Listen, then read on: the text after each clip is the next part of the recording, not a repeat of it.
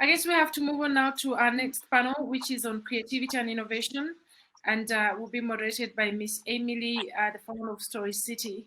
Emily is the founder and CEO of StoryCity DPS app, a unique storytelling app that allows participants to take part in our story set in the location they are standing. Emily, I'll let you introduce your panelists and speakers to kick off the session. Awesome. Thank you so much, Maggie. I really appreciate that. Can I invite our lovely panelists onto the stage with us today? If you guys could turn on your microphones and cameras. And while we're waiting for you to appear on the stage, I just wanted to take a moment to welcome everybody today. Thank you so much for joining us for this panel. Today, we're planning to reflect on the extensive and diverse experiences of these panelists and discuss how their innovations have achieved change. So I would very much love to welcome to the stage here Jeanette Uddoh. She is the head of innovation at Access Bank, the largest bank in Nigeria, an international award-winning innovation leader. In her spare time, she volunteers as the chief strategist for Africa Rising, Women in Innovation. Can you say a quick hello to everyone, Jeanette? Hello, everyone. Thank you, Emily. Thank you for having me. Hello, thank you so much for being here. I would also like to welcome Miss Natalie Singh. She is the Enterprise Channel Director at Microsoft, known as a visionary who has consistently taken an innovative approach to achieve objectives, manage and motivate people. Thank you so much for joining us today, Natalie. Oh, we can't hear you, Natalie.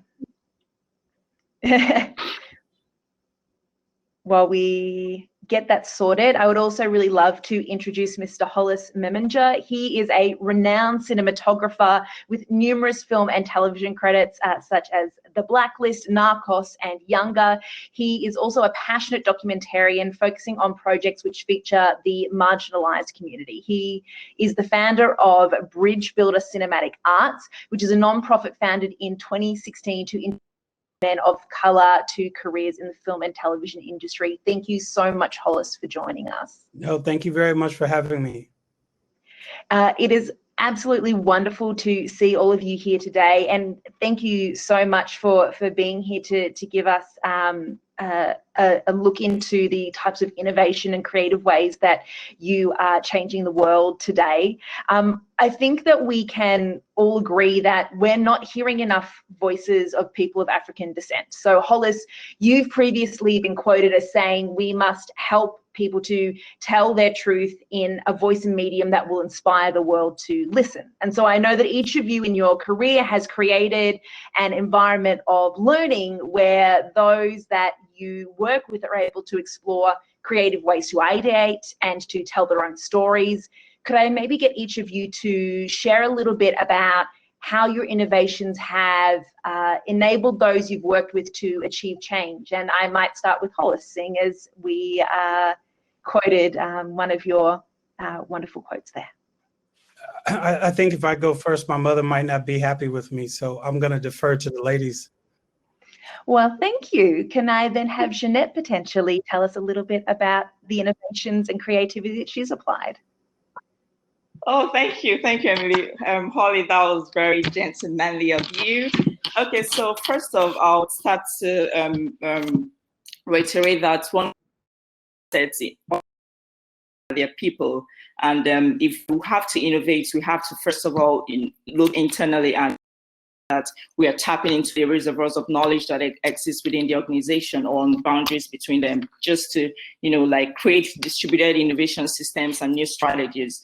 The value that can be derived from this cannot be overemphasized because in Access Bank, the organization where I work, we've created an enabling innovation culture where employees are able to innovate across teams. We have a platform where we intermittently run challenges and campaigns.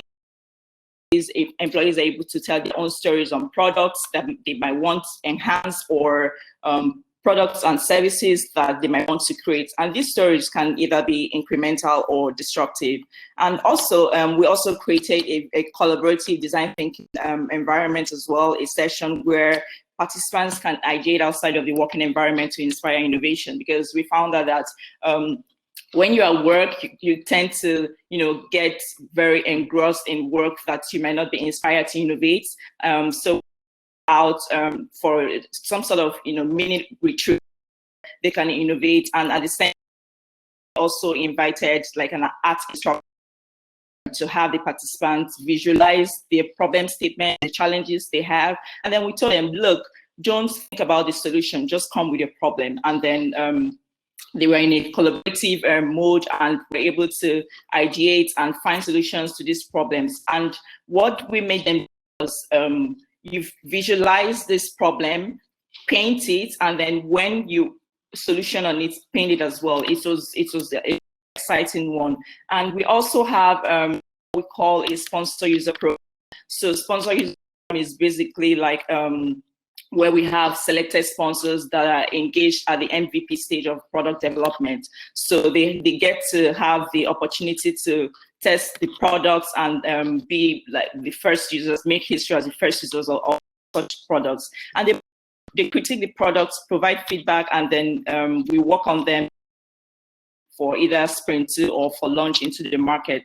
And recently we have an immersive internal hackathon where staff were able to solution on identified problem statements across various sectors of the organization in a collaborative approach as well.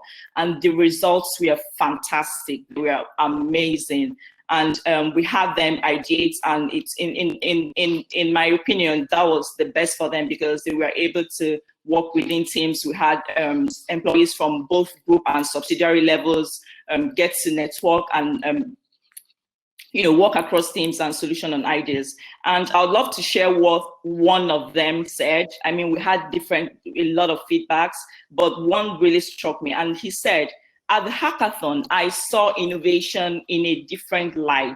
My interaction with my team members and our coach made me realize that for an idea to be truly innovative, there is need for collaboration.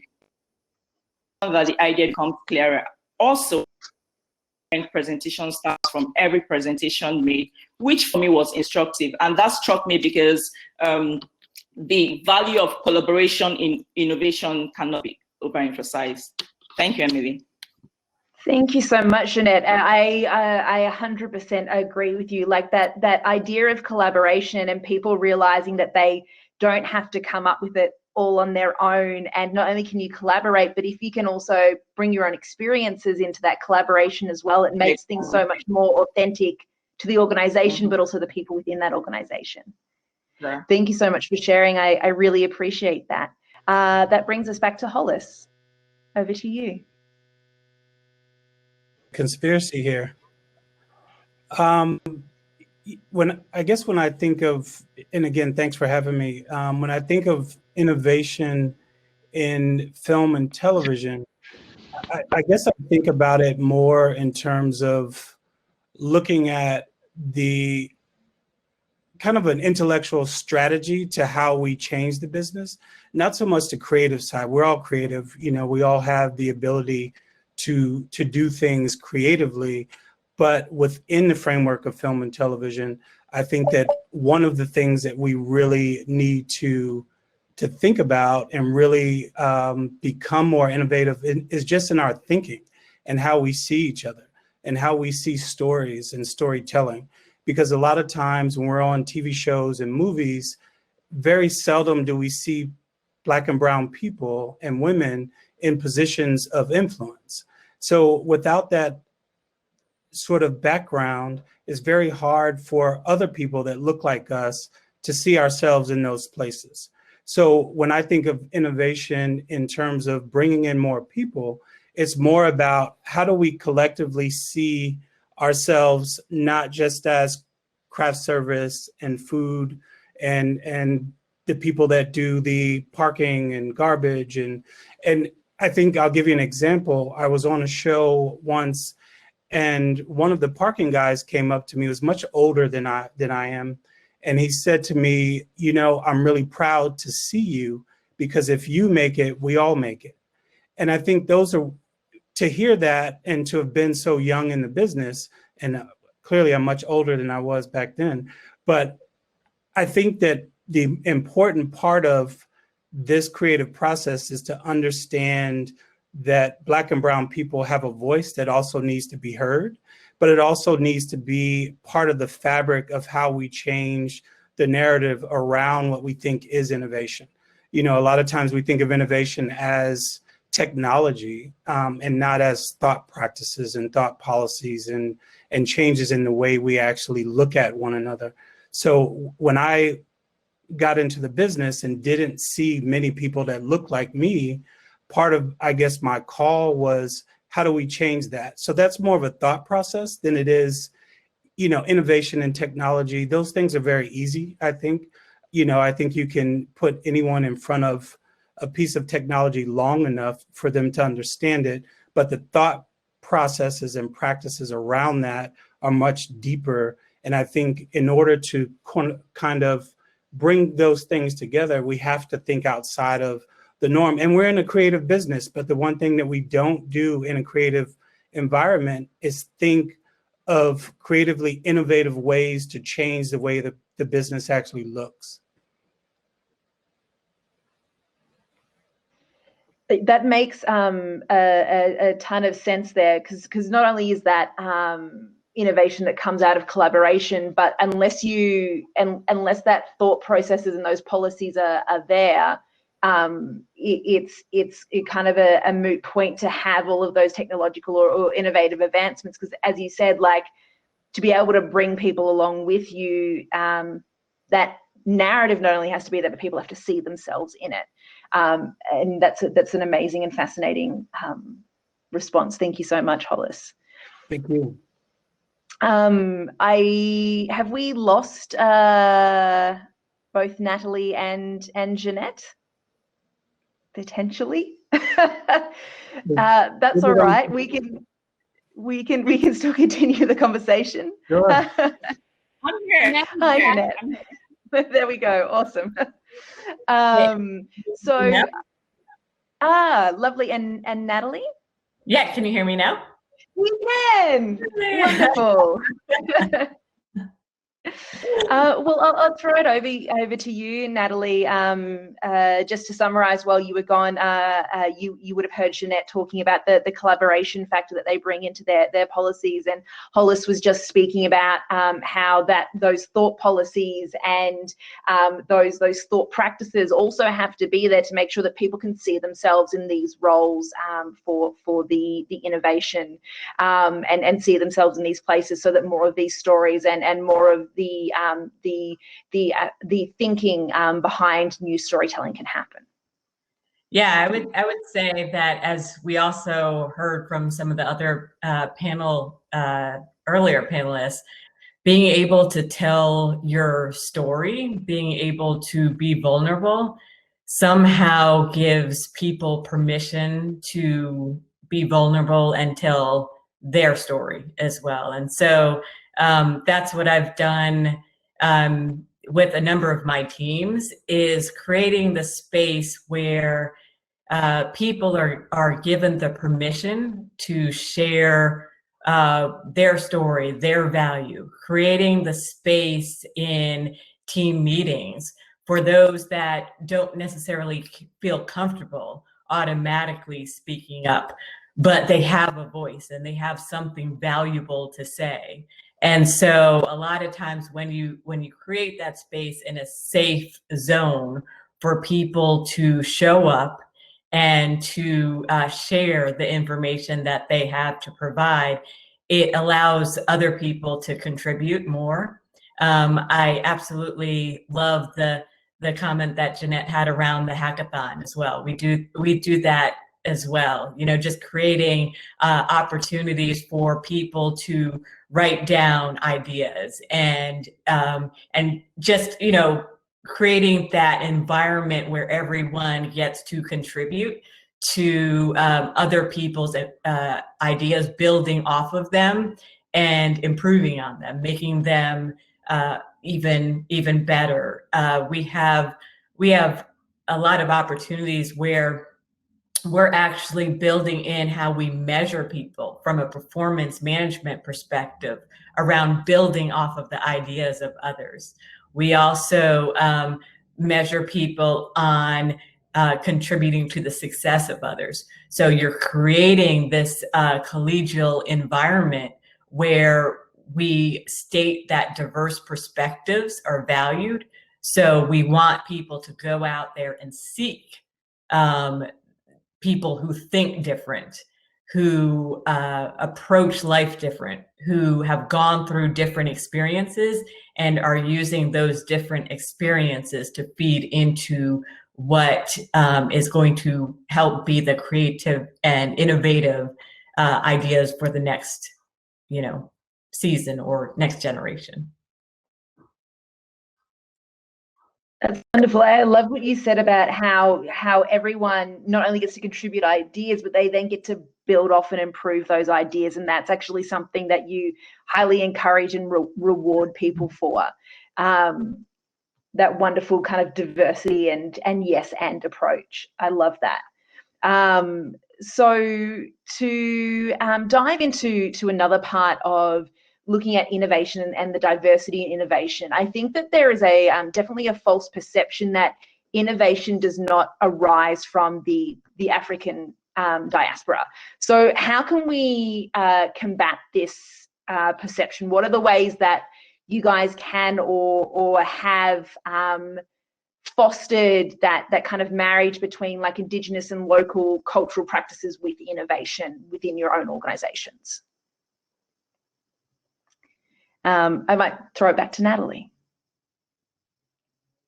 Sure. So I think this is something that we've gone throughout history, right? And I'm a big fan of Dr. Henry Louis Gates. So I have probably, especially during this pandemic time, binge watched a number of the historical documentaries that he has out there on PBS. Highly recommend for everyone to go view. He has some documentaries around Africa's greatest civilizations. He has documentaries around African Americans, many rivers to cross.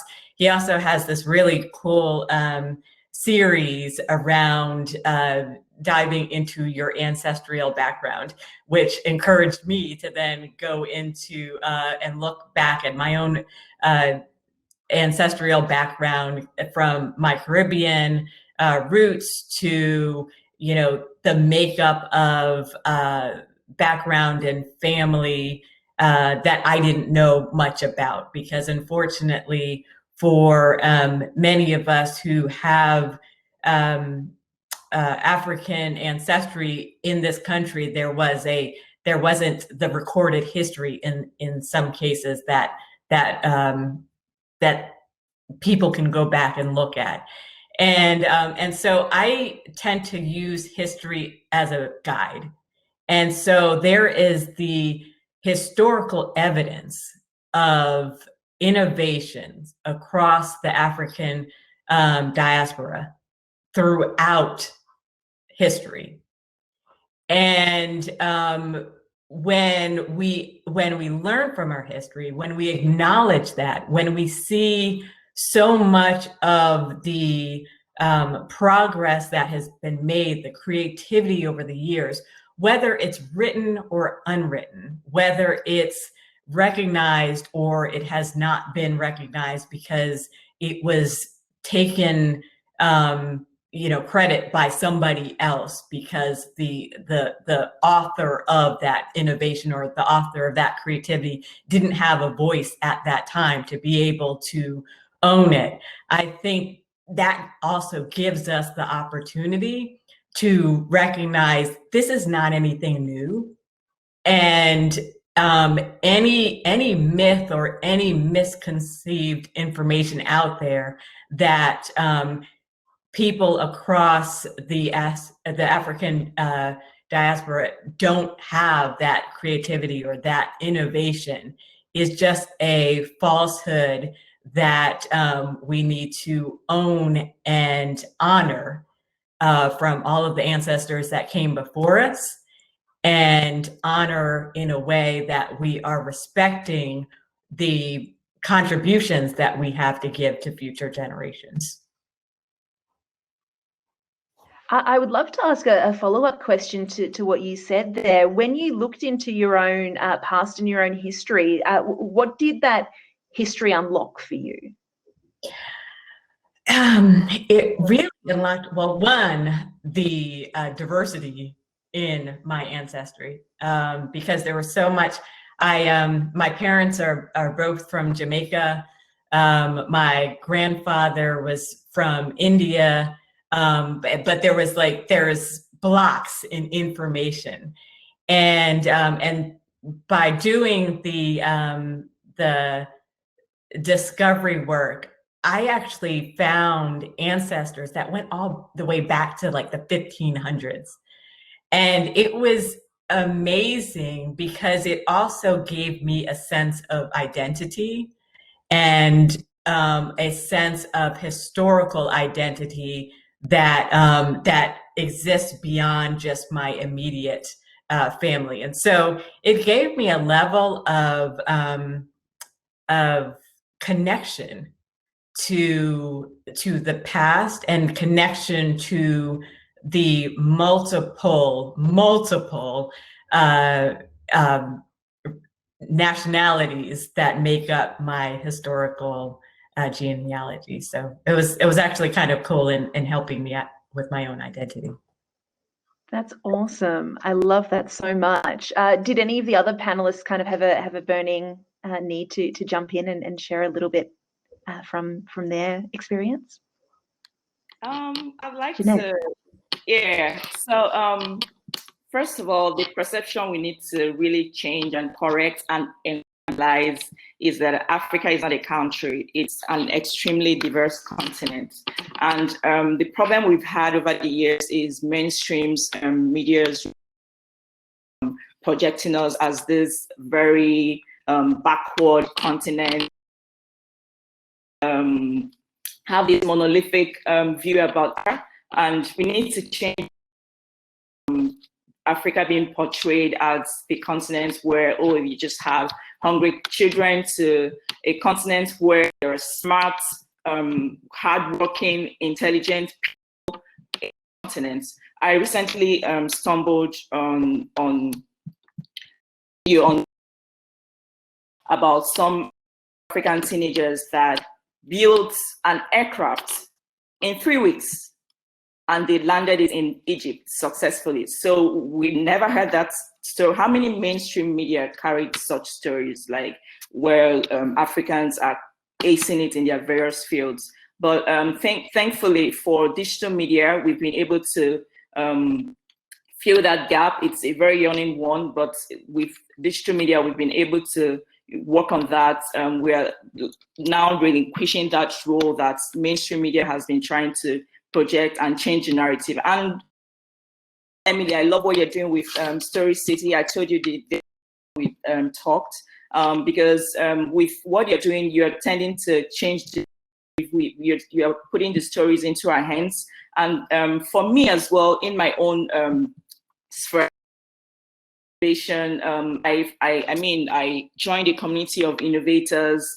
They've been very supportive, but I realized that there weren't many African women innovators, and out of that gap in gender and diversity, I started Africa Rising Women in Innovation, just to bridge that gap and champion the cause of African women in innovating. So I think we need to change that narrative.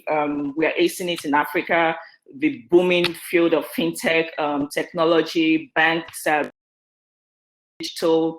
We need to change that. And with the arts and culture as well, Nigerian music, it's very popular in the United States, fashion as well. We have the made in Nigeria, made in Africa narrative where people can shop African. So, and we need to, dwell more on that and make it work. Yeah. Thank you. The and I love that, like the idea of, like making sure that not only that you take back that narrative, but like we are also championing not only the historic narratives but the current narratives that are happening, because you have those media systems that have been entrenched for so long, and they have this particular global perspective that they kind of put out there because it sells, or they've learned that it has clicks, or whichever. But like, if we can give formats and organizations and ways to give that power back to other people so that they can tell their own stories, and people can see their neighborhoods from their perspective, then I think that we can help to start changing those thought policies. Hollis, did you have anything to add? Yes, one of the things you just said, and I just want to kind of maybe piggyback and clarify my thoughts on it. I think a lot of times when we think about giving back something, or giving back power to someone, that's assuming that we don't have it. And I would say that one thing that we have to be really clear and deliberate about is having people across the African diaspora understand what that power is, and it doesn't need to be given back to you, and it also doesn't need to be clarified, right? So a lot of times, if we are owning our narrative rather than waiting for that power to be given to us, then we can then go out and do the stories and tell the stories of the community and the people, and no longer are we waiting for historical context on something that we already know. Like, we don't need to be told that we are innovative or powerful or smart or that we can do certain things. We already know that inherently. I think what it is beyond giving it back to us is us owning it from the beginning, and taking that to go forward, because so much, not just in this country, everywhere, Black and brown people and women are always being told that we have to be given something, or that, which only clarifies to some people that we don't have it already. To look at Africa as a continent and how big it is and massive, to only think that we're capable of doing something based on what we're given takes the power away from what we already have. So, I'm only just sort of commenting on that for a second. But again, if we are to advance and move forward, innovation doesn't have to be this big behemoth of something we have to conquer. Innovation can just be in how we look at education, how we're educated in our country and outside of here. Take away social media, take away the media, take away all of that stuff. If we look at education alone and the books that we're given and the books that our students are learning historical context from, most of that is devoid of Black and brown experiences. So not only is that detrimental to Black and brown people, it's also detrimental to white people, because then they don't see us as equal or as humans. I mean, we look at our Constitution, and unfortunately the Constitution states, or stated, and hasn't necessarily been clarified and fixed, is that we look at Black and brown people, and Black men specifically, as 3/5 of a person. So if that's something that is part of the fabric in which you're given historical context, then you'll never see Black and brown people as human beings, and we'll continuously have the issues that we have because we're waiting to be given power, and we're waiting to be told who we are when we already know who we are. And I think that that's the narrative and sort of the impetus for creating powerful storytelling and powerful stories and narrative created by people that look like us to inform people that don't look like us. So that's all I have for the moment. That was so beautifully expressed. Thank you so much for that. I've made so many notes from your thoughts there. I think that leads us really naturally into the final question that I wanted to ask everyone, which was, what initiatives do you believe that we should implement to give rise to this, to people being able to own that power and then to take that forward? What ways can we bring that about in action?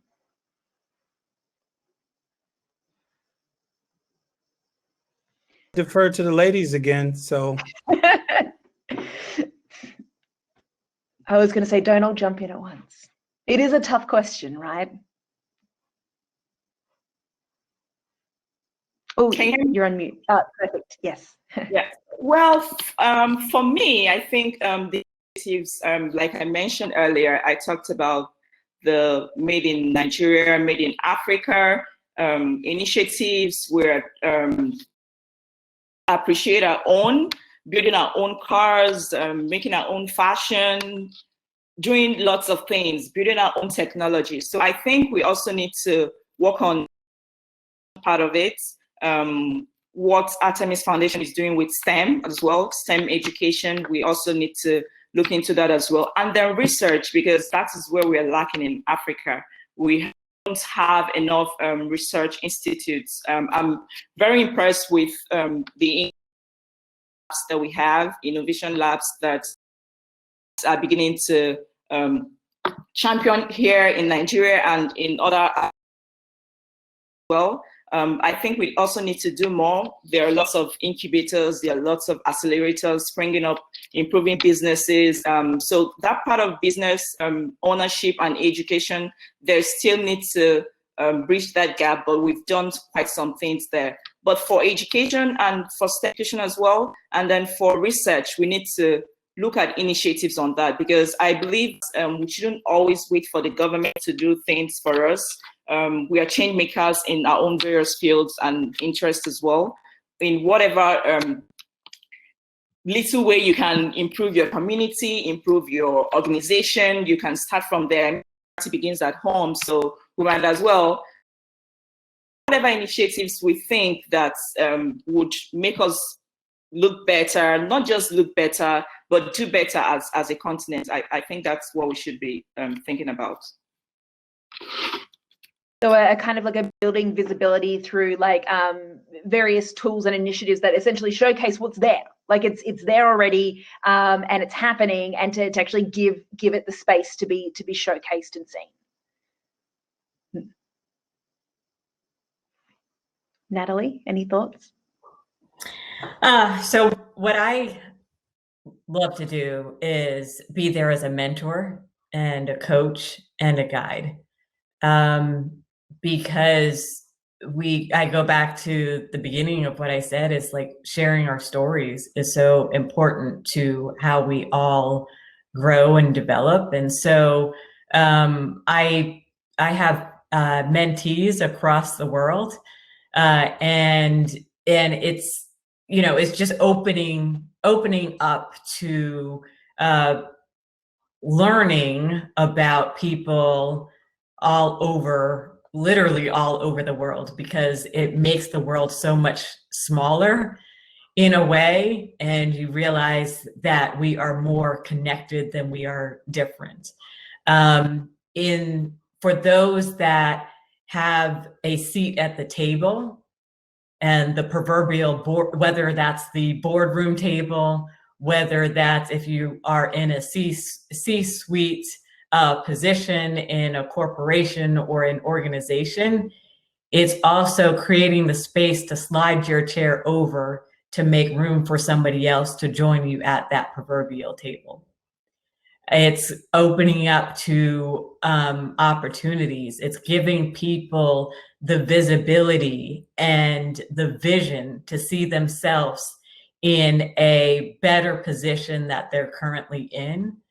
It's in having the conversations with young women and young men to know that the only limitations that they truly face are the limitations that they accept that are put on top of themselves, or that they themselves put on top of themselves. And it is giving people that level of accountability and ownership to recognize that we have so many people now in positions of leadership, in positions of authority, in positions of power to be able to do something, that we need to use our voice as the amplifiers to what we can actually do to make a difference and to get more voices heard and to get more people seen.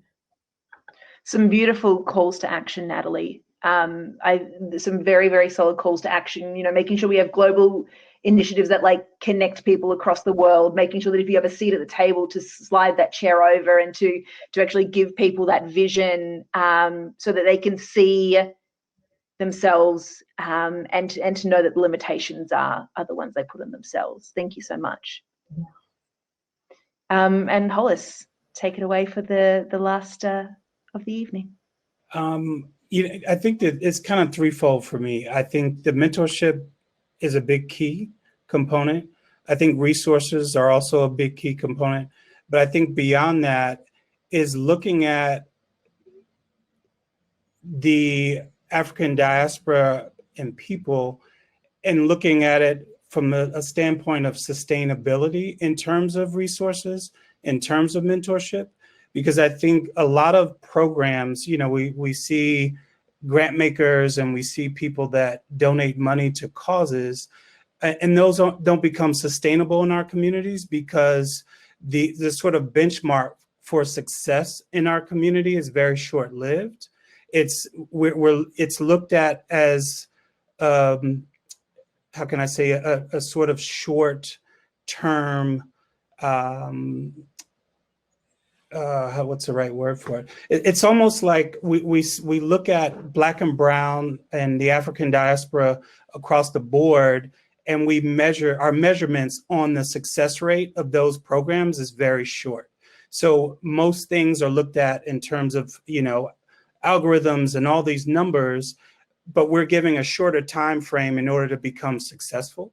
So if we're given a year to prove that a program actually works, then, which it takes longer than that. You know, we're changing mindsets, we're looking at communities that have been wrought with years and years of lack of resources.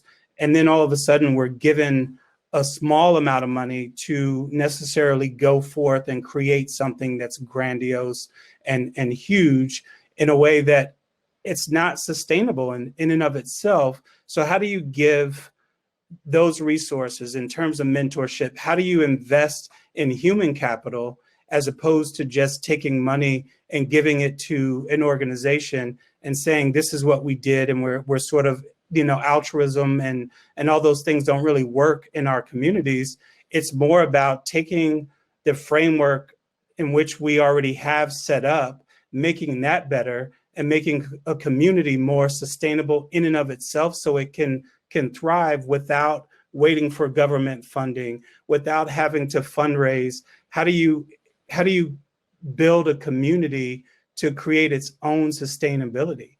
And to me, that's in long-term mentorship, it's in long-term resource investment, and it's in a long-term thought process in innovation.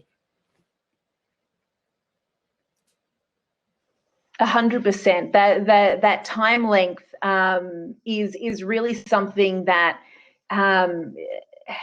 it has come up again and again in the conversations that they've heard between folks.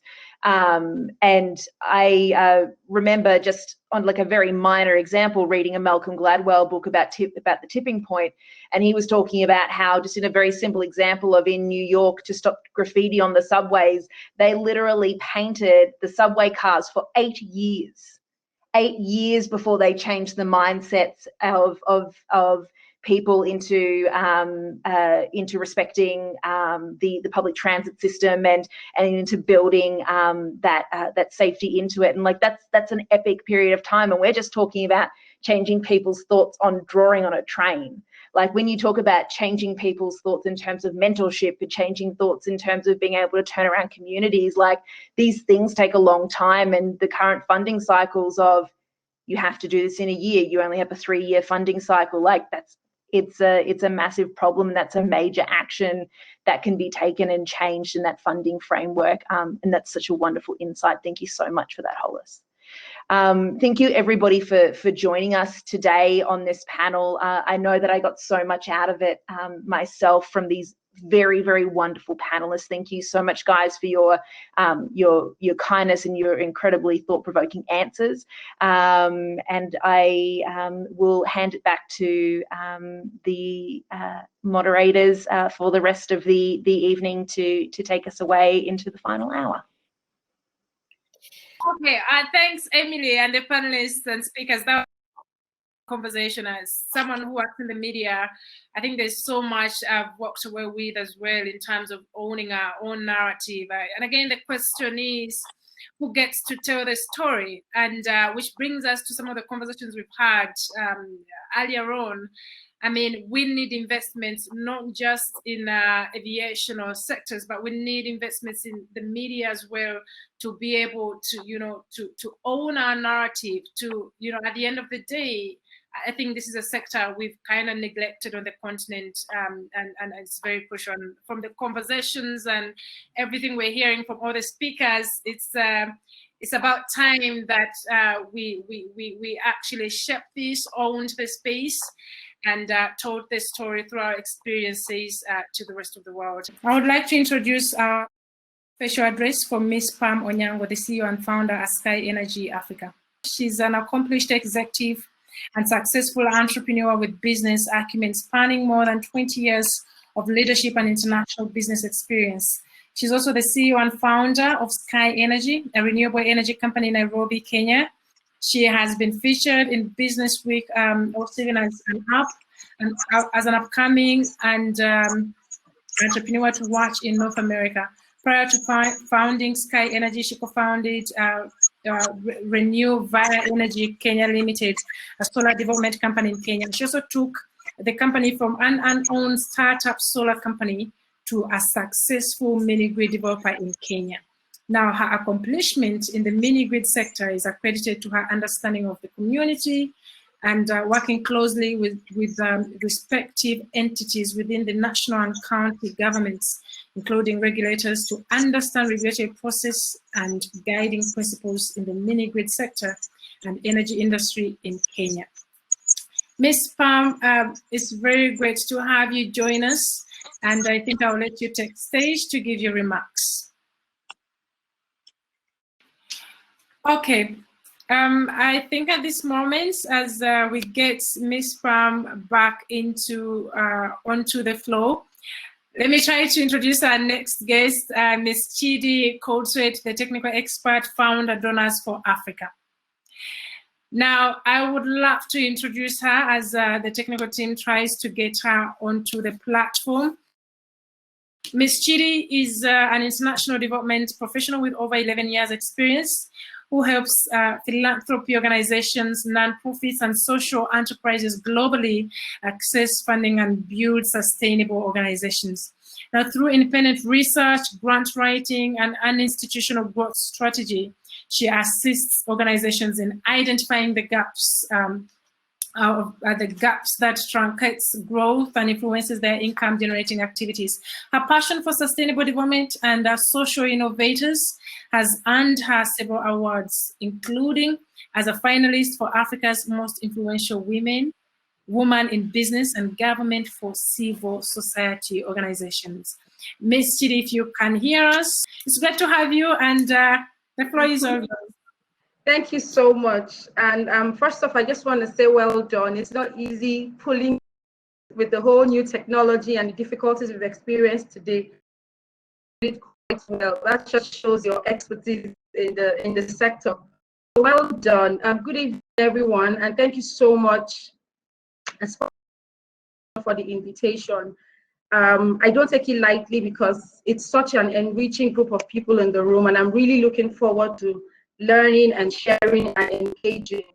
My name is Chidi Colesworth, and currently I run an organization called Donors for Africa Foundation. So let me quickly jump into my address. It's going to be very, and I'm going to be sharing my perspective on the role of the private sector in achieving the new UN SDG ambitious goal of the decade. Just to clarify this is pretty much an accelerator initiative that is aimed at challenging and supporting private sector companies to set ambitious goals that align with the Sustainable Development Goals. As we all know, COVID-19 impacted the way we do business on the continent. And what it has shown is that it has revealed the weaknesses, everything else we have hidden behind, right? 19 has pretty much exposed it. All the funding that was acclaimed to have gone into all these different sectors, what COVID-19 did was to expose if truly there was enough investment in the health sector, in the financial sector, and in the manufacturing, or any other sector as it is. But interestingly, as much as COVID exposed the weaknesses, indigenous organizations, government organizations, it also creates, and I really believe that that's what we should leverage on, especially when we're trying to achieve this ambitious goal together or in partnership with each other. So to challenge and support companies in being more strategic and transformational in how they run their businesses, it's very important to move the conversation from policies that have continued to be implemented over and over again. I mean, I've been at high-level events. Ban Ki-moon was in government at the United Nations, and you go back there years later, and it's still the same policies. We keep having the same conversations around. I really believe that for us to move from these policies, actual actions or actual implementation, so that we can see the results that we desire to see by 2030, which is not far away. It's not far away anymore. And happen, I really believe that is a major role sector. It plays in helping us accelerate. In addition, has increased financing and most importantly, solution. And for us to achieve all these things, we need to be able to strengthen the global partnership for the goals, increase access to finance, and promote the transfer of technology from one indigenous organization to the other. Now, coming back to the private sector and trying to connect the dots and see what the role of the private sector is.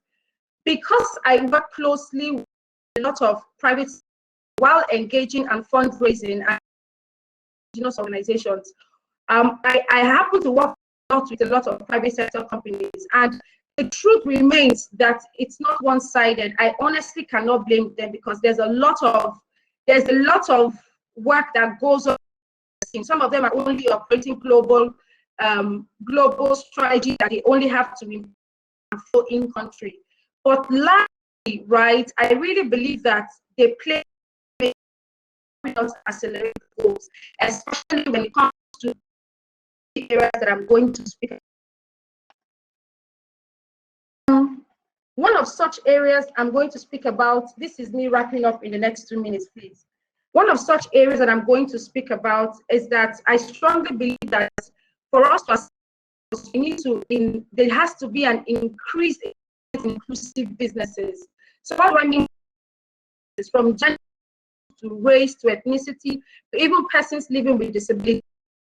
Partners on the a case of a lady who hired, or rather who and made it to the final stage.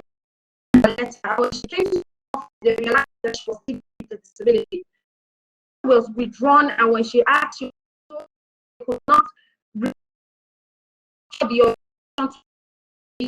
so get a job simply because she now sadly COVID-19 to work for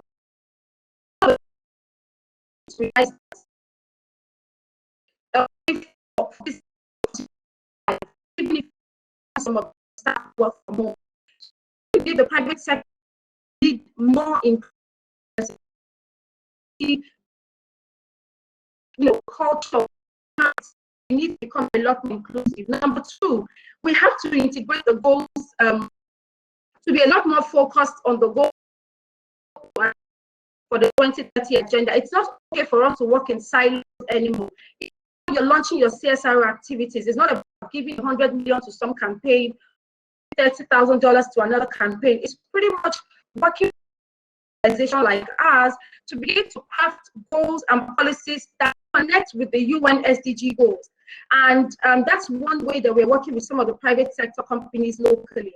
Number three, I strongly believe that there is also a huge gap between the skills available in the sector for impact-driven businesses or non-profits and achieving or accelerating those goals. What I have found in the course of my work, while I was engaging with donors and I was telling them much opportunities, you need to come and put money in this sector, what they kept saying to us was they could not find people in the sector who had skills and the competence to run sustainable nonprofits. So we have spent a large amount of our time pretty much training, and we are now beginning to see the results. We had a nonprofit who recently accessed $300,000 to fund a campaign in local communities. This is never accessed funding in her life, but because of the intervention of guidance, development professionals are beginning to access more opportunity. So I really believe to be increased conversation of impact-driven leaders and impact-driven businesses. And then we also need to consider scaling and I collaborate, because it's very important that we no longer work in silos.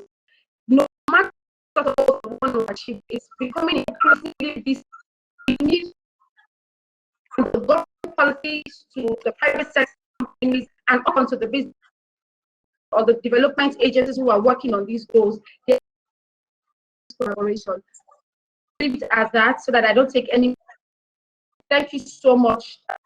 Looking forward to maybe getting any feedback, reactions, or comments. Thank you once more for the invitation. Thank you. Thank you so much, Ms. Gidi, for those remarks. Okay. So Dr. Green is the founder of Aura Lee Smith Cancer Research Foundation. The video is linking the ambitions of the International Decade for People of African Descent with achieving the Sustainable Development Goals with a focus on STEM and innovation. As a child the village raised and daughter of the African diaspora, my ancestors survived the transatlantic slave trade, chattel slavery, and Jim Crow, and out of generations of triumph. I rise out of the dust of the downtrodden, fearless because of the millions of prayers, and standing on the shoulders of the nameless. I represent the unsung heroes, African-American scientists and inventors. I am here. My name is Dr. Hadia Nicole Green, founder of the Aura Lee Smith Cancer Research Foundation, and I bring greetings from Atlanta, Georgia, in the United States of America. It is an honor to be here for the 75th anniversary of the United Nations to celebrate the International Decade for the People of African Descent with the focus on STEAM and innovation.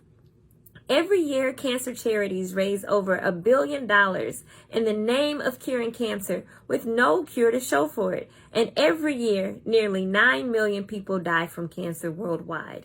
But this number is not just a statistic for me. It's personal. Cancer devastated my family, taking the only parents I knew. My auntie who raised me was diagnosed with cancer and said that she would rather die than experience the side effects of chemotherapy and radiation. I was her primary caregiver as cancer took her dignity, her ability to walk, to care for herself, and to even speak. I will never forget the sounds of her agony as she suffered. 3 months after she passed, my uncle who raised me was diagnosed with cancer, but he opted in for treatments, and I was his primary caregiver as he lost all of his hair, his eyelashes, and his eyebrows, and 150 pounds. And I said to myself, there has to be something better than this. So having interned at NASA and graduating with a 4-point grade point average in physics, I thought that if a satellite in outer space could tell whether a dime on the ground is face up or face down, and if a cell phone can call anywhere on the planet, even in a stadium full of people, and target just one cell phone, then surely we should be able to treat cancer at the site of the tumor without all of these side effects. So I went on a mission to change the way cancer is treated. I now have 3 degrees in physics. I trained for 5 years at the Comprehensive Cancer Center and a year in the Department of Pathology. I am currently a professor at Morehouse School of Medicine in the Department of Surgery. We are on the brink of a cancer revolution using lasers and nanotechnology. I've developed a treatment for cancer that has shown complete elimination of human cancer in laboratory mice after one single 10-minute treatment over the course of 15 days with no chemo, no radiation, no surgery, and no observed side effects. But we are not yet treating patients because we are raising money still to begin human trials through donations in our 501c3 nonprofit. We are committed to remaining independent of the pharmaceutical industry to keep this technology affordable and accessible for all. Join our journey and make the Ora Lee Smith Cancer Research Foundation your charity of choice. Help us save cancer patients. Learn more at oralee.org. Follow us on Facebook, Twitter, and Instagram at Dr. Hadia Green and at oralee.org. Thank you.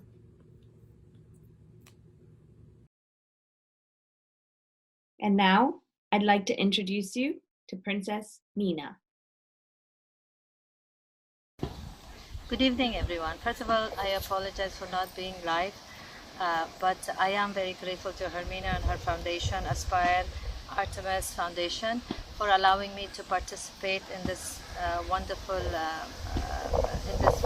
event today, and to be able to connect with all you wonderful people. Since this is about storytelling, I want to start with my own little story that I have. My name is Mina Lagari. I was born in Kabul, Afghanistan. I left my country at age 9, moved to San Francisco, America, California after the war, and now I'm currently living in Pakistan after getting married 25 years ago. Pakistan, Lahore, and in South Punjab, mainly the village. My life started in a very small country, perhaps considered very backward. Until today, we have more than 45 years of war there. Unfortunately, we have never recovered. However, while I was growing up, I remember our life was a very simple life. A life that connected us with my family, with my community, through stories, story sharing, because back in the day, of course, we didn't even have such a high level technology, or for that matter, even TV. So our source of information at that early stage of my life was also had to do with one story from one person to another, relating to that, and especially from our villages, how these stories would come to us through our elders. My grandmother, my nanny played a major role. And then they themselves had their own interesting comparative stories, that how things used to be and how things have changed. And at that time, the change looked so big for us. Now that so many years down the line, I wonder, wow, it was so minute. So we all have a little stories to share. And at that time, of course, we had a lot of women issues, which still exist, but a lot of civil issues. These things were all told to us or related to us through sitting around bonfire, or maybe every evening listening to the radio. Some stories were fiction, some were non-fiction. With the fiction ones, we would have an imagination of how things can be, how perfect, or when, of course, always things are made so nicely. But with non-fiction, it would actually bring reality to you. It used to teach us a lot, and because of my family being involved with people from the villages, so a lot of lives would come through us and meet us and interact, and would tell us their stories, would share their hardships or happiness or whatever experience they had. Then I moved to America, which is totally, it was another world for me at that time, and still in comparative from the east to that level of west. When I moved there, as I was growing up, I worked with battered women, abused children, and they had their own stories, and they were all so involved in their stories, because to be honest with you, every human being is a story, and we all are, and I think that's what makes this world so beautiful. We might be all very different in color or in race or religion, but the bottom line is we are human. We all are we have much more similarities than differences. So it's good that if we focus on the positivity and the similarities, the commonality that we share amongst each other rather than our differences. And over there, I used to actually look forward going to the Drake house where the battered children and abused children were kept, just so I could be of any source of help and to listen to their stories. They were not happy ones, which is why they were there, but they had so much, and they taught me so much that I used to realize that, my God, there are people like them also. And in Afghanistan, perhaps I would have thought that, oh, because we live in third world country, maybe it's a common thing. But going to America, when I used to deal with the people and the public, and I understood, no, problems are all over, issues are all over. Everyone has something or another, and at the end of the day, we are all the same human being with the same issues of life, except the dynamics might change. Then when I got married, I came to Pakistan. Like I said, I'm still living in a village, and I have a lot of interaction with our women, our community, continuously. And I hear their stories. Till today, I hear their stories, and I'm intrigued. I'm amazed, I'm surprised quite often, but at the same time, I learn so much, more than perhaps even obtaining my degrees. I've learned from the people, from the stories that we have shared through life. In my life, my entire perspective has been shaped through the people, the affiliation and their life and my life, and it has made me realize that how, when you hear a story, actually you realize that how simple or how different your life is, and at the same time how different it's not. How much alike we might be, but the situations that we are put in. So I have learned a lot about humanity, human being, and the ability of a human being through these wonderful stories, which has become my lifetime experience. I actually cherish it. I look forward to many more, and I hope my life is as interesting as it has been, and I continue to take interest in humanity, in human life, rather than what surrounds me. I've moved to two different countries, one a totally different continent, but life has always had something good to offer. Really, maybe culturally things were different, but nothing really changes much when you yourself are seeking to learn and to know and to enjoy life as much as you possibly can. So I'm blessed to be here in Pakistan, and I intend to stay here for the rest of my life, hopefully, and learn more. And my job is to interact with public, politicians, not necessarily just mean, and especially in this country, to make legislation. Over here, we are continuously involved with our public, our people, and I'm happy to be able to share the smallest perspective, the smallest issues in life, and to be instrumental in their life.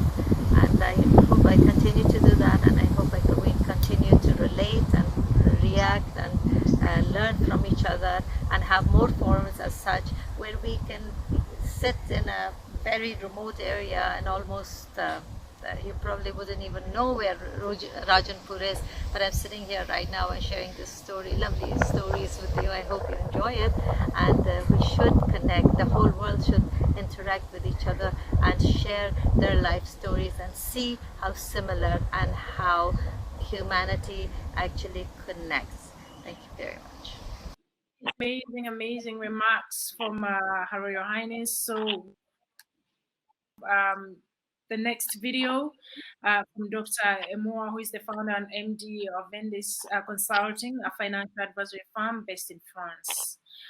The video will basically is basically a personal account of the role of inclusion, amplifying voices and storytelling, and its impact on empowering the African diaspora. The role of women CEOs in advancing society. Have a look at this. Good evening, Your Excellencies, distinguished ladies and gentlemen. It is a great honor to address this gathering, and I would like to congratulate Ms. Hermina Johnny, founder of Aspire Artemis Foundation, for convening this wonderful gathering of minds. It is significant that this is taking place in the year of the 75th anniversary of the United Nations and the 5th anniversary of the Sustainable Development Goals, adopted by all UN member states in 2015, providing a shared blueprint for peace and prosperity for all peoples and for our planet. Sustainable Development Goal number 10 is about the global commitment to reduce inequality within and amongst countries. I would like to draw your attention to SDG Target 10.2 in particular, where the goal for 2030 is to empower and promote the social, economic, and political inclusion of all, irrespective of age, sex, disability, race, ethnicity, origin, religion, economic, or any other status. The Black Lives Movement drew attention anew during the pandemic to the inequalities faced by Black people and ethnic minorities, not only in America, but also around the world. While some steps are being taken by countries and by organizations, much more needs to be done. The African diaspora worldwide is estimated to comprise of around 210 million people. If the diaspora were a nation, it would be the 7th most populous in the world, placing it side by side with Nigeria. From African American to Afro-Caribbean, Afro-South Americans to African immigrants dispersed around the world, the diaspora is rich in diversity, geographically, culturally, and importantly in talent. Yet, the African diaspora is amongst some of the most discriminated people in the world, and as a result, many of its members are economically excluded from decent healthcare, housing, certain jobs in leadership, and opportunities that their peers take for granted. The question arises as to what role does the diaspora have to play to improve inclusion? In speaking about discrimination, we focus on weaknesses. Ladies and gentlemen, I ask you to focus on our strengths. We have some of the most talented and educated people on the planet, and together as a community, increasing economic power. Many of these our stories are hidden. In order to change the negative narrative, we need to share our stories. We need to tell stories of the incredible talents and successes in all fields, not just in sports and in music and in art, but also in science, in business.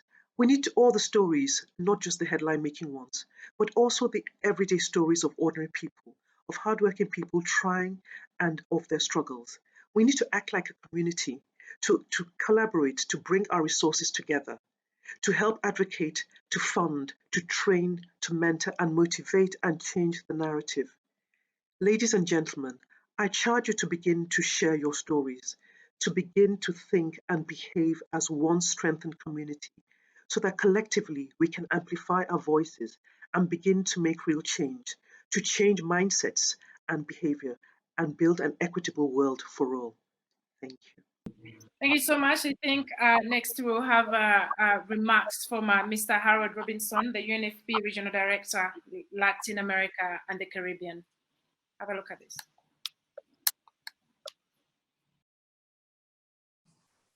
Your Excellencies, dear friends, colleagues, brothers and sisters, let me first apologize for not being able to join you today in person for this important conversation.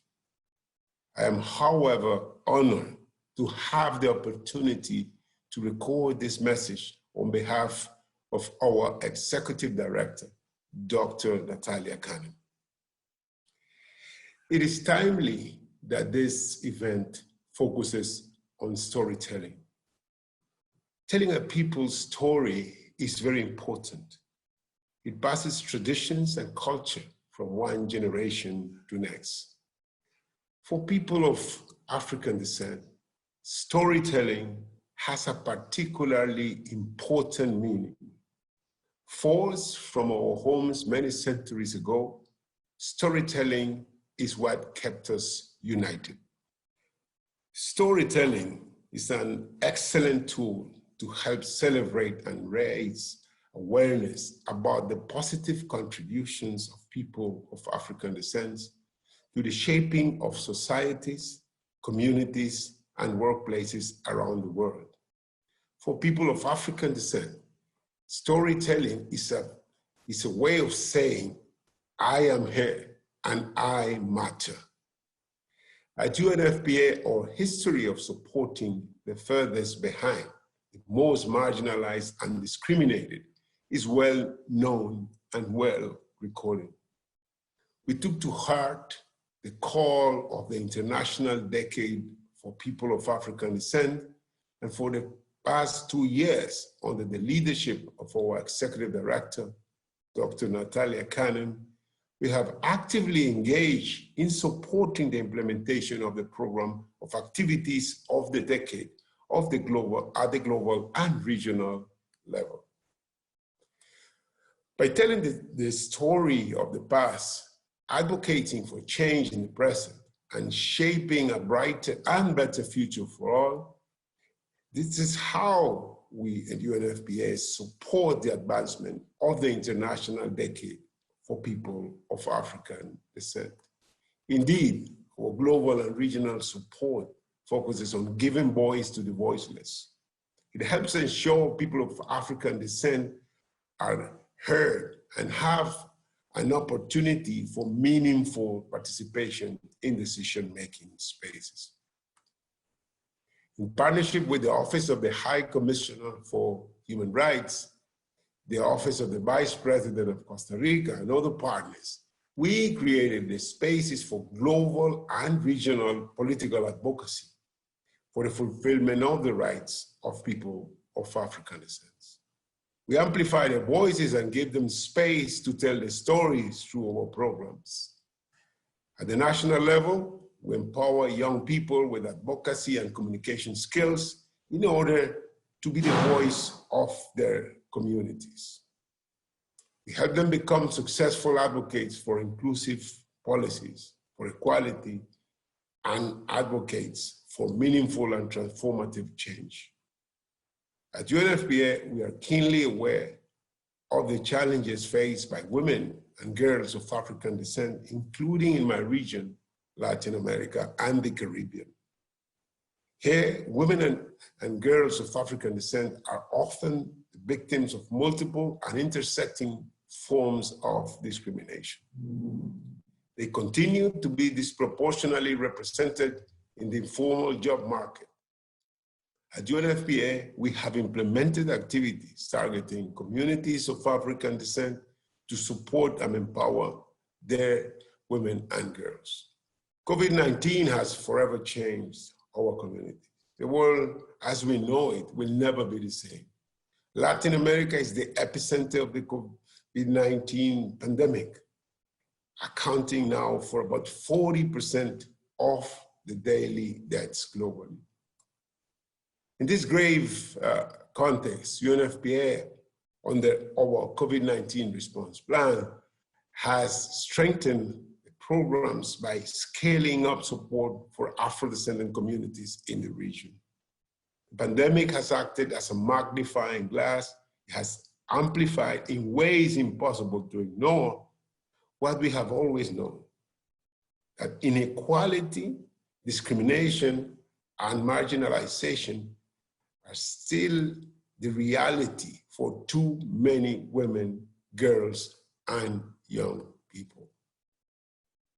We are working with local women groups in Afro-descendant communities on prevention of gender-based violence, a phenomenon further exacerbated by the pandemic. In the face of COVID-19, we also develop advocacy and technical assistance tools for government counterparts and strategic implementing partners. UNFPA is working tirelessly with governments to secure the continuity of prenatal and postnatal care, access to contraceptives, preventing and responding to gender-based violence, as well as the protection of frontline health personnel, including midwives. And these efforts are indeed targeted to communities of people of African descent as well. We have committed to the 2030 principle of leaving no one behind and to the achievement of the Sustainable Development Goals. To this end, we continue to work to ensure the availability of disaggregated data, guaranteeing that critical indicators measuring vulnerability are disaggregated and analyzed to demonstrate existing inequalities. This work creates statistical visibility and enables supportive analysis and data interpretation, a critical step for the development and implementation of adequate responses, including policies and programs. In November of 2019 in Nairobi, we were commemorating the 25-year anniversary of the International Conference on Population and Development. Together with our partners, we celebrated the progress we made in our journey towards gender equality and women's empowerment. In particular, access to sexual and reproductive health and rights, and the achievement of UNFPA's 3 transformative results: 0 preventable maternal deaths, 0 unmet need for family planning, and 0 gender-based violence.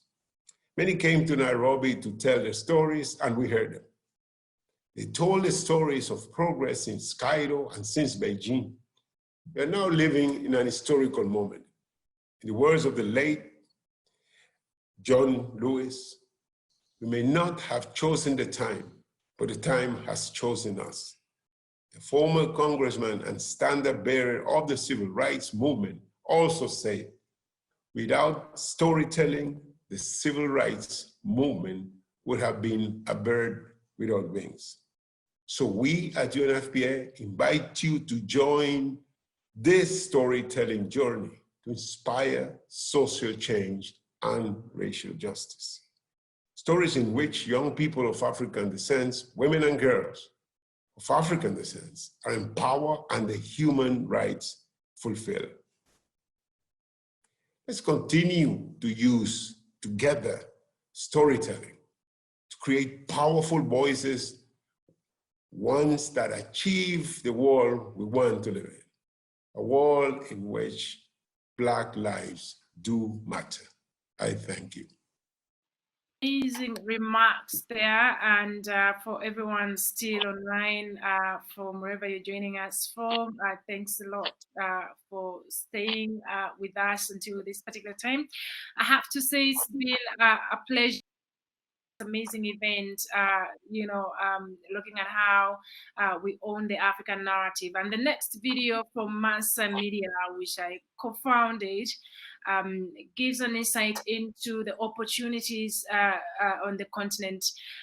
Africa has a lot of opportunities, and I think we've had this the gap between Africans in the diaspora and maybe Africans in Africa, and a lot of opportunities are not probably highlighted because still who gets to tell the story.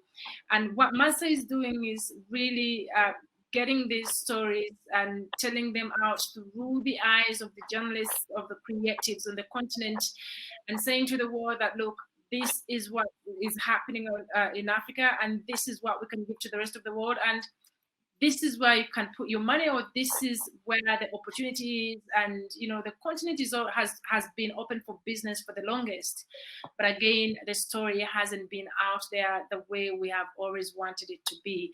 So as I sign out and hand over to Amina, it's been a pleasure hosting this. Have a look at Mansa. You can check it out online, and I wish you a great day for those who have in the US and everywhere. I'll be going to bed in just a few minutes. Thanks a lot.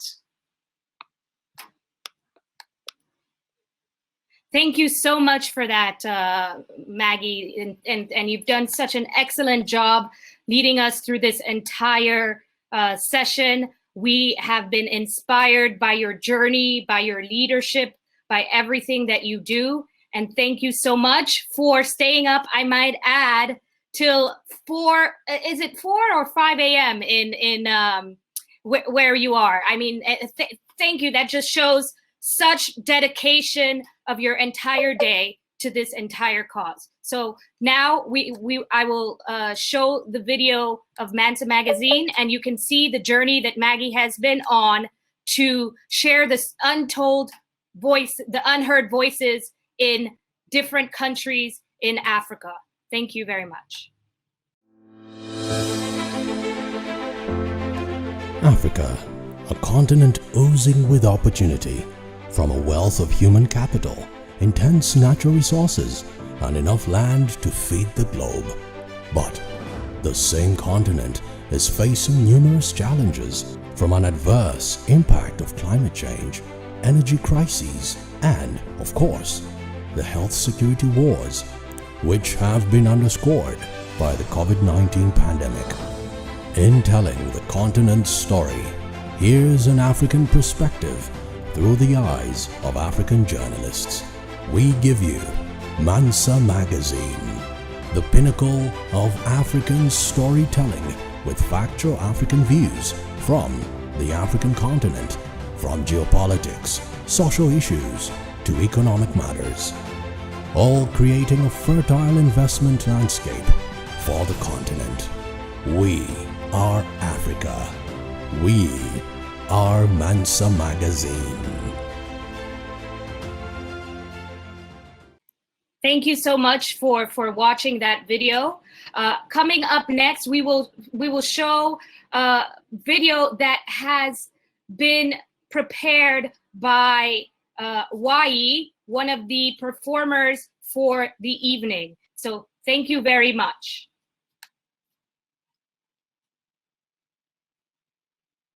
Hermina Johnny, thank you for inviting me at the Aspire Artemis Foundation. I feel very proud to be part of this decade because I think that finally, not only my voice, but also other people's voices are being heard. It's getting louder and louder, so this really makes not only my generation proud, but also my parents' generation and my siblings that are coming after me. I think that I'm also blessed to be a music artist, tell my story through my music, and just so that people can hear what's going on in life, what I feel, etc. We'll get there step by step.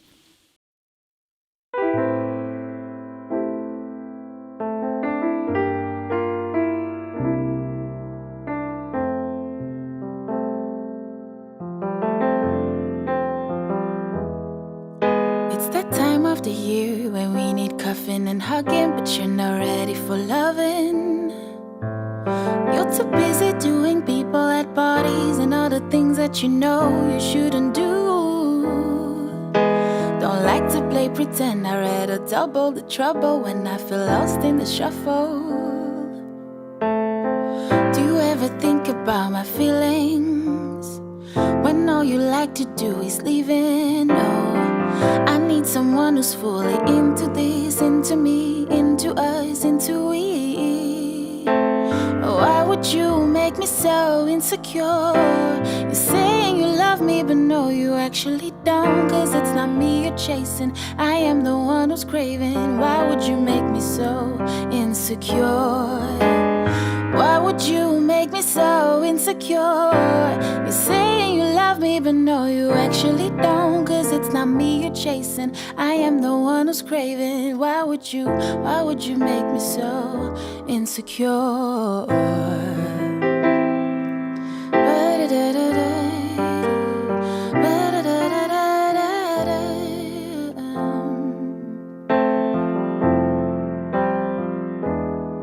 What all your friends like to do is talk about you whenever you're not around, double check them. I heard you seeing someone else again. She probably doesn't care. I am the girl that you like to run back to. I'm pretty confident, but when it's my man, nobody can come in between us. Do you ever think about my feelings when all you like to do is leaving? No, I need someone who's fully into this, into me, into us, into we. Why would you make me so insecure? You say you love me, but no, you actually don't. Cause it's not me you're chasing, I am the one who's craving. Why would you make me so insecure? Why would you make me so insecure? You say you love me, but no, you actually don't. Cause it's not me you're chasing, I am the one who's craving. Why would you make me so?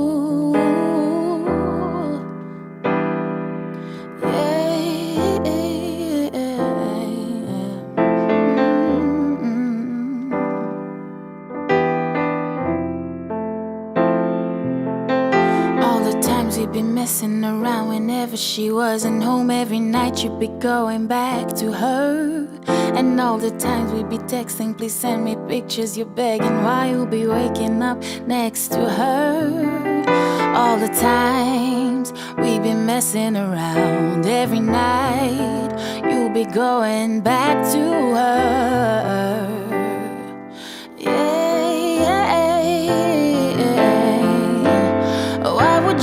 Make me so insecure.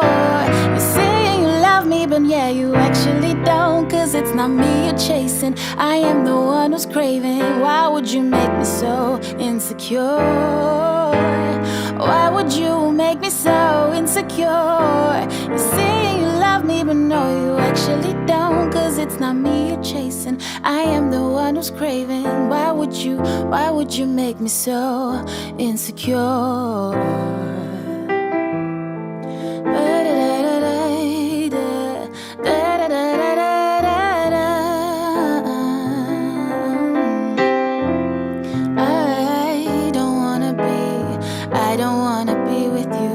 Choose to be with other ladies, other ladies.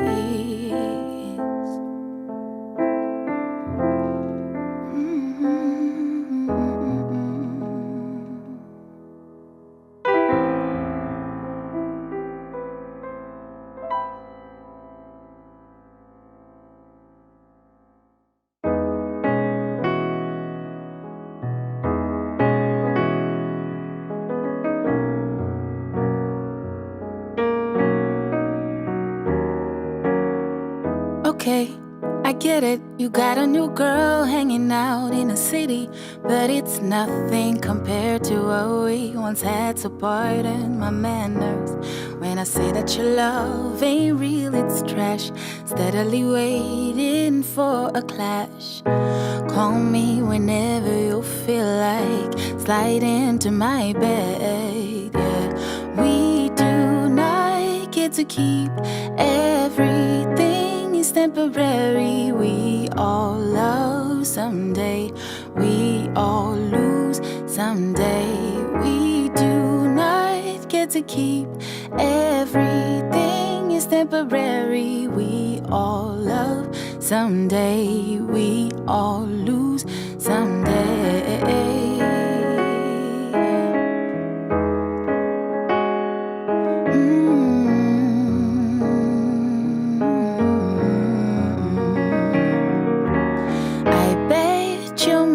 Misses me, your dad's been calling.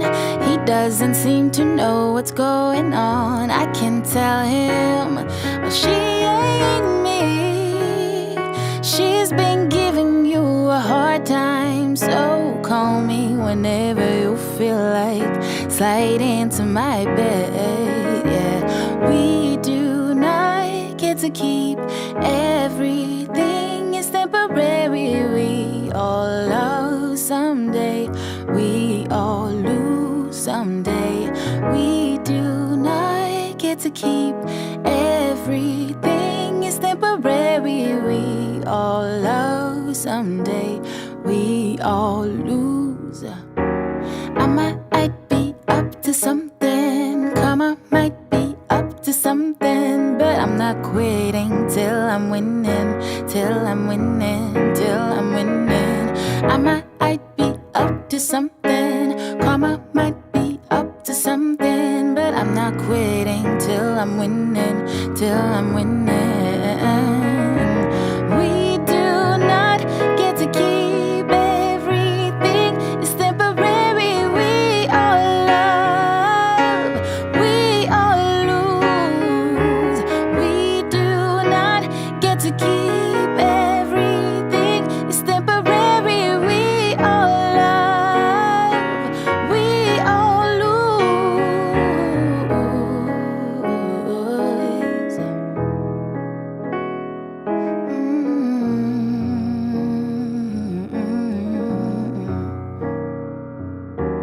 We do not get to keep everything. It's temporary. We all lose someday. We all lose someday. We do not get to keep everything. It's temporary. We all lose someday. We all lose.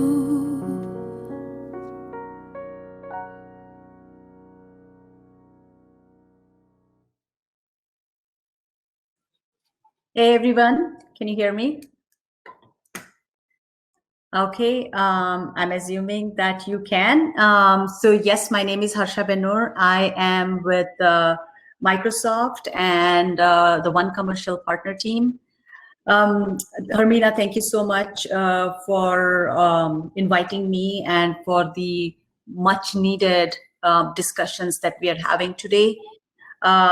I'm very proud of the work that the Aspire Artemis Foundation has been doing. In fact, one of the things that I would like to talk about here is the call to action. We'd like to build up on the work, the amazing work that we've done over the last year. So the work that we did with the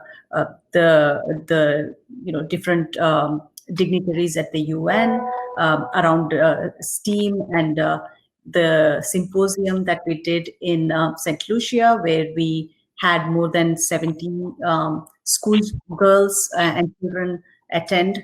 And then, we were actually going to do the same symposia in Djibouti, and we were also going to do the same thing in a couple of different countries. But because of the pandemic, we had to kind of put it on hold. But I'd like to quote Maya Angelou, who is one of my role models as well. Basically, it's all about, nothing will work unless we do, right? And, we have to take action. It's people will judge you by your actions and not by your intentions. You may have a heart of gold, but if you don't do anything, then there's no point. Even a hard-boiled egg has a heart of gold. And so to that point, I would like to announce the digital literacy campaign that we will be running with the Aspire Artemis Foundation and Microsoft OCP, where we will be bringing digital literacy to middle school children in the Global South. And so, we'll kick it off sometime in mid-October, and it'll run through March. And we're hoping to get coding as well as, some gamification training, etc., available via the web browser to children. So this is one way in which we would like to take action and build the pipeline. So thank you. Thank you so much, Harsha, for that. We have 2 minutes left on the call, and this will cut off. So we will direct you over to Bodhisattva's live stream on YouTube Live, and we will continue on there. Bodhi, if you can just talk for a few minutes, hopefully we can hear you and send people off to your live stream. Hear me? Yes, perfect now.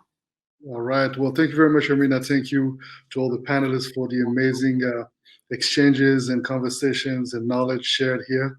As a children of African descent from a Central African and French father and Belgian American mother, and being a less melanated Black man, I have to say that these conversations have been quite, as I said previously, interesting.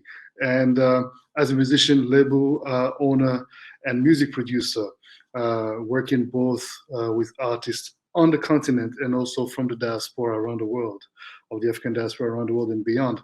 I have to say that I really believe that music and arts are clearly an answer for this great mission of really bringing all these communities and telling those stories, with at the same time bringing about rewards that may help these creators and artivists some substantial means to survive and to actually make a living from their passion.